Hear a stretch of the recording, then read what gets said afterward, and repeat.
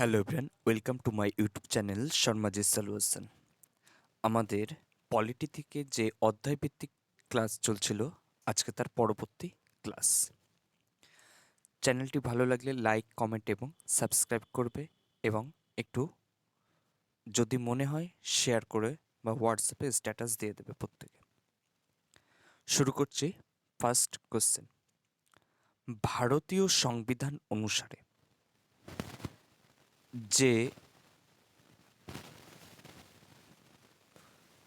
কোনো প্রকার মৌলিক কর্তব্যের উল্লঙ্ঘন হলো তা বিবেচিত হয়।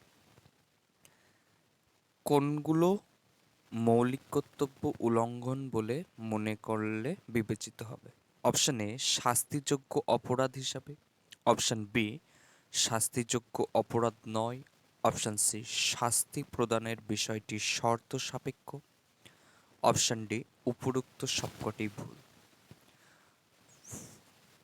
উত্তর হবে যে উপরোক্ত সবকটি ভুল, অপশান ডি। কেন? সংবিধান অনুসারে যে কোনো প্রকার মৌলিক কর্তব্যের উল্লঙ্ঘন হলে, তাহলে এগুলো হচ্ছে সবকটাই উল্লঙ্ঘ হচ্ছে না, তাই এটির অপশান হবে ডি। তারপরের কোশ্চেন।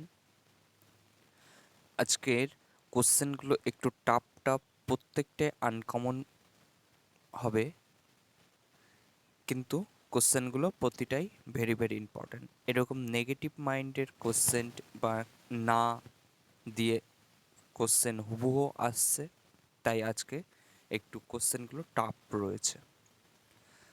ভারতীয় সংবিধানের রাষ্ট্র পরিচালনার নির্দেশমূলক নীতিগুলি অন্তর্ভুক্ত করার মুখ্য উদ্দেশ্য কী?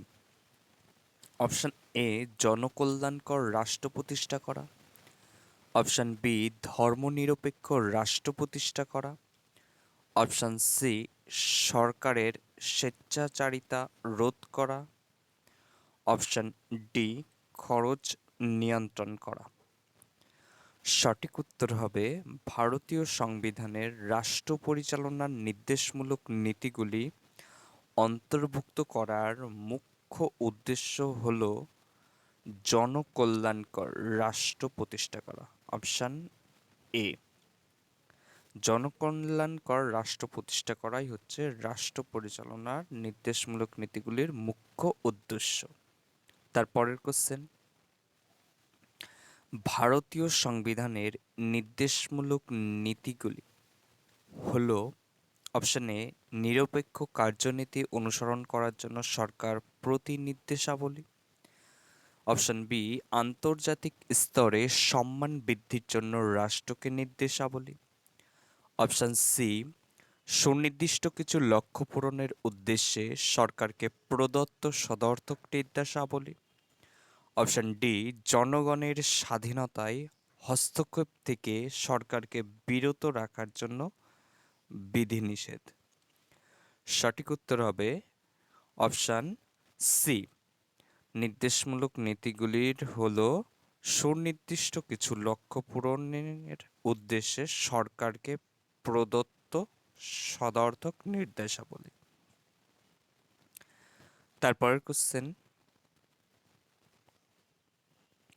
দেশের সার্বভৌমত্ব, ঐক্য এবং সংহতি রক্ষা ও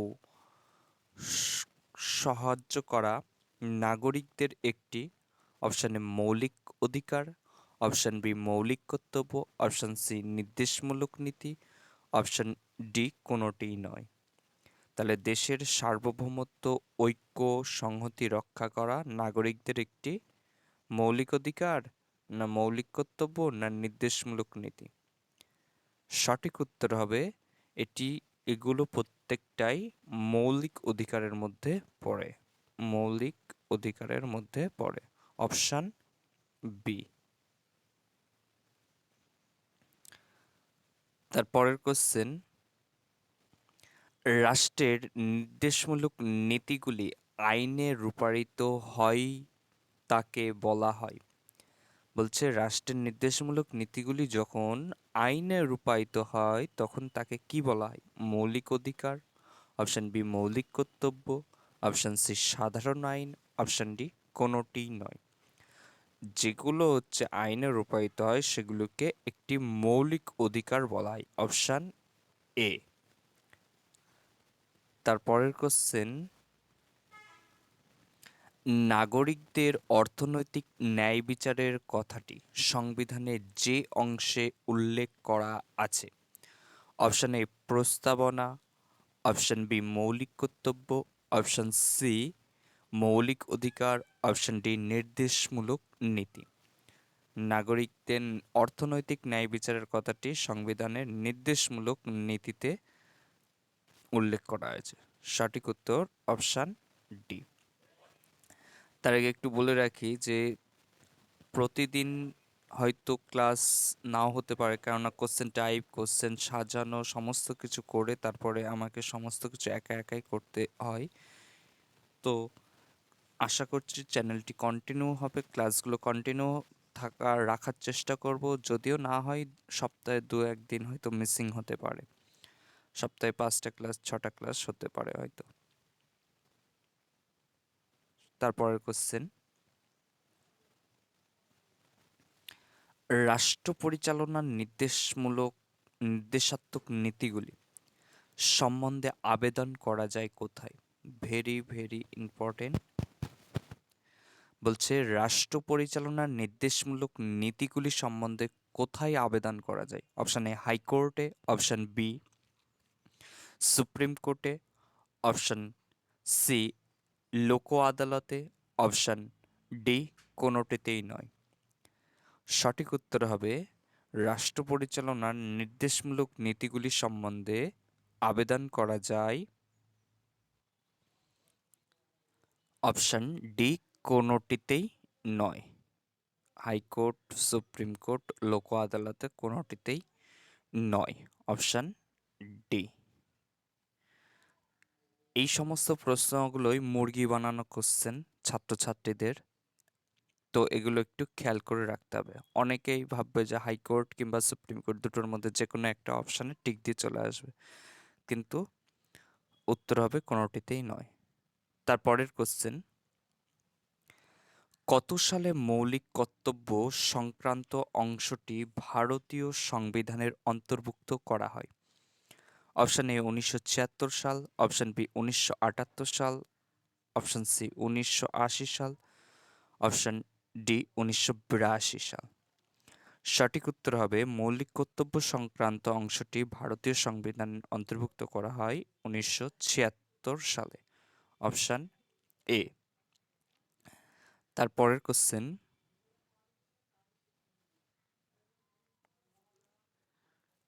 রাষ্ট্রের নির্দেশাত্মক নীতিগুলি হল, অপশন এ আদালত কর্তৃক বিচারযোগ্য, অপশন বি আদালত কর্তৃক বিচারযোগ্য নয়। এখানে একটু মিস্টেক হয়েছে, আদালত কর্তৃক বিচারযোগ্য নয়।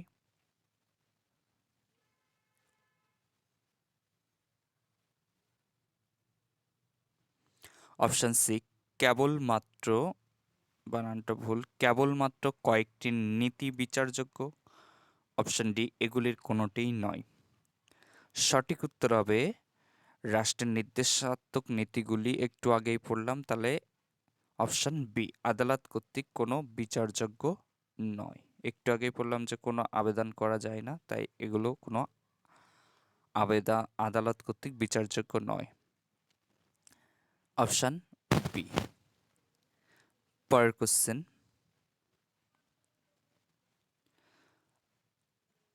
একটু মিস্টেক হয়ে গেছে, মৌলিক অধিকার হবে, হবে। মৌলিক অধিকার ও নির্দেশমূলক নীতির মধ্যে বিরোধ সৃষ্টি হলে কোনটি বাতিল বলে গণ্য হয়? অপশন এ নির্দেশমূলক নীতি, অপশন বি মৌলিক অধিকার, অপশন সি উভয়ে বাতিল বলে গণ্য হয়, অপশন ডি উভয়েই বলবৎ হয়। তাহলে মৌলিক অধিকার এবং নির্দেশমূলক নীতির মধ্যে যখন বিরোধ সৃষ্টি হয় তখন বাতিল বলে গণ্য করা হয় অপশন এ নির্দেশমূলক নীতিকে। সঠিক উত্তর অপশন এ। তারপরের কোশ্চেন, কততম সংবিধান সংশোধনীর মাধ্যমে মৌলিক দায়িত্ব বা কর্তব্য এর ধারণাটি ভারতীয় সংবিধানের অন্তর্ভুক্ত করা হয়েছে? ৪১তম, ৪২তম, ৪৩তম, অপশন ডি ৪৪তম। সঠিক উত্তর হবে মৌলিক দায়িত্ব ও কর্তব্য ধারণাটি অন্তর্ভুক্ত করা হয়েছে ৪২তম সংবিধানে, অপশন বি। তারপরের কোশ্চেন, সংবিধানের অন্তর্গত যে অংশে পঞ্চায়েত গঠনের বিষয়টি উল্লেখ হয়েছে? অপশন এ মৌলিক অধিকারে, অপশন বি নির্দেশমূলক নীতিতে, অপশন সি বিধিবদ্ধ অধিকারে, অপশন ডি কোনোটি সঠিক নয়। সঠিক উত্তর হবে পঞ্চায়েত গঠনের বিষয়টি উল্লেখ হয়েছে অপশন বি নির্দেশমূলক নীতিতে। সঠিক উত্তর অপশন বি। তারপরের কোশ্চেন, সংবিধানের কোন অংশে কল্যাণকর রাষ্ট্রের ধারণাটি রূপায়িত হয়েছে? Very very important. Option A প্রস্তাবনা, অপশন বি মৌলিক অধিকার, অপশন সি মৌলিক কর্তব্য, অপশন ডি নির্দেশাত্মক নীতিতে। সঠিক উত্তর হবে কল্যাণকর রাষ্ট্রের ধারণাটি রূপায়িত হয়েছে অপশন ডি নির্দেশাত্মক নীতিতে। সঠিক উত্তর অপশন ডি। তারপরের কোশ্চেন,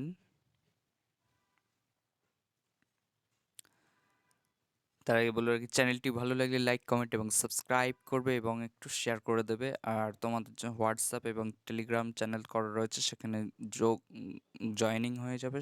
বিভিন্ন রকম খবরাখবর, চাকরির আপডেট এবং ক্লাস সংক্রান্ত সমস্ত কিছু আপডেট পেয়ে যাবে। শুরু করি পরের প্রশ্ন। নির্দেশমূলক নীতি ভারতীয় জনগণের ন্যূনতম আশা আকাঙ্ক্ষার প্রতীক উক্তিটি কে করেছেন? অপশন এ ফায়েলি, option B Ambedkar, option C Durgadas Basu, option D Nehru. সঠিক উত্তর হবে অপশন বি আম্বেদকর। এগুলো একটু কোটেশন টাইপের কোশ্চেন, তো খেয়াল রাখবে। তারপরের কোশ্চেন, নির্দেশমূলক নীতির মূল বিষয়বস্তু হল?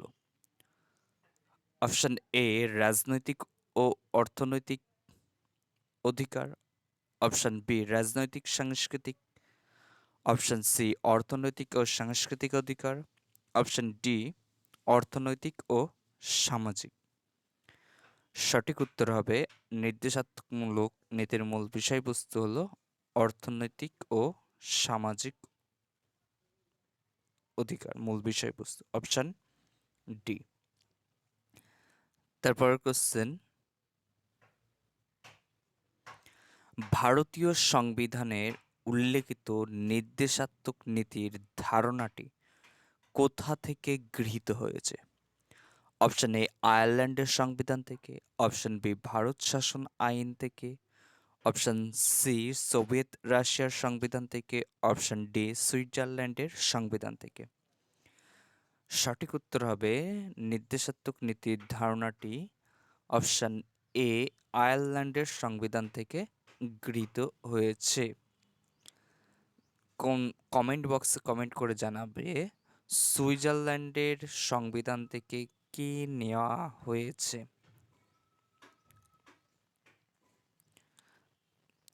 এই নির্দেশাত্মক নীতি কোন দেশ থেকে? আয়ারল্যান্ডের সংবিধান থেকে নেওয়া হয়েছে। Very very important question. তারপরের কোশ্চেন, সংবিধান অনুসারে নিম্নলিখিত কোনটি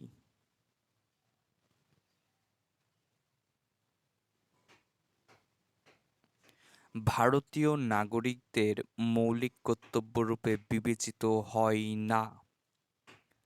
অপশন এ রাষ্ট্রের সার্বভৌমত্ব রক্ষা, অপশন বি রাষ্ট্রের আইন মান্য করা, অপশন সি কর প্রদান, অপশন ডি জাতীয় পতাকার প্রতি শ্রদ্ধা প্রদর্শন। উত্তর প্রশ্ন বলেছে বিবেচিত হয় না, তাহলে সঠিক উত্তর হবে আমরা অপশন টেস্টের মাধ্যমেও উত্তর করতে পারি। রাষ্ট্রের সার্বভৌমত্ব রক্ষা, এটি হচ্ছে মৌলিক কর্তব্য রূপে বিবেচিত হয়। রাষ্ট্রের আইন মান্য করা, এটি হচ্ছে মৌলিক কর্তব্য রূপে বিবেচিত হয়। কর প্রদান, এটা মৌলিক কর্তব্য রূপে বিবেচিত হয় না। আর জাতীয় পতাকার প্রতি শ্রদ্ধা ও প্রদর্শন, এটাও মৌলিক কর্তব্য রূপে বিবেচিত হয়। তাহলে এখানে প্রশ্ন বলেছে বিবেচিত হয় না, সঠিক উত্তর হবে অপশান সি। অপশান সি, সঠিক উত্তর অপশান সি। তারপরের পরের কোশ্চেন, কোন দেশের সংবিধান অনুসারে ভারতের সংবিধানে মৌলিক কর্তব্যগুলি যুক্ত করা হয়েছে? Option A America, option B Russia, option C Britain, option D Bangladesh. সঠিক উত্তর হবে ভারতের সংবিধানের মৌলিক কর্তব্যগুলি যুক্ত করা হয়েছে রাশিয়া থেকে, অপশন বি। তারপরের কোশ্চেন, সংবিধানের মৌলিক কর্তব্যগুলি উল্লেখিত হয়েছে অপশন এ দ্বিতীয় অধ্যায়ে, অপশন বি তৃতীয় অধ্যায়ে, অপশন সি চতুর্থ অধ্যায়ের এ অংশে, অপশন ডি পঞ্চম অধ্যায়ে। সঠিক উত্তর হবে মৌলিক কর্তব্যগুলি উল্লেখিত হয়েছে অপশন সি চতুর্থ অধ্যায়ের এ অংশে। সঠিক উত্তর অপশন সি। তারপর কোশ্চেন, নাগরিকদের অর্থনৈতিক ন্যায় বিচারের কথাটি সংবিধানের যে অংশে উল্লেখিত আছে? অপশন এ প্রস্তাবনা, অপশন বি মৌলিক কর্তব্য, অপশন সি মৌলিক অধিকার, অপশন ডি নির্দেশমূলক নীতি। নাগরিকদের অর্থনৈতিক ন্যায় বিচারের কথাটি উল্লেখ আছে অপশন ডি নির্দেশমূলক নীতিতে। সঠিক উত্তর অপশন ডি। তারপরের কোশ্চেন, আমাদের 20টা কোশ্চেন শেষ হয়ে গেছে। টপ 20 মধ্যে কে কত স্কোর করলে সেটা কমেন্ট বক্সে কমেন্ট করে জানাবে। Thank you watching for video. চ্যানেলটি ভালো লাগলে লাইক অ্যান্ড সাবস্ক্রাইব করবে।